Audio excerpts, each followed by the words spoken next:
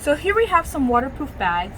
As you can see, there's different designs and they have 2 zippers on the front, and it will keep things dry. If you drop it in the pool, ocean, everything inside will be dry. So let's get an example. So here I have a towel, a hand wash towel. So I'm gonna put it inside the bag. See, I'm gonna put it in the bigger bag because they have a bunch of space in it. And you can have your phone, wallet, a bunch of stuff.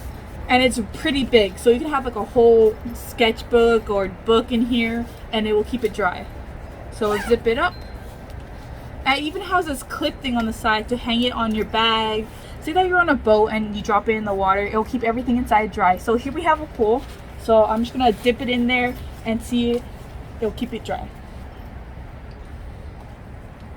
It even floats, so even some of the stuff that's probably lighter than usual, as you can see, it's kind of floating. It's not going in, but let's just dunk it in there. When it comes out of the water, it's not like soaking wet like some towels that the water sticks on it. It's actually really water resistant, so the water will just slip off and dry really quickly, especially on a hot summer day. So this is really perfect. So let's open it and see the towel is dry. So here we have, and yep, the towel is completely dry.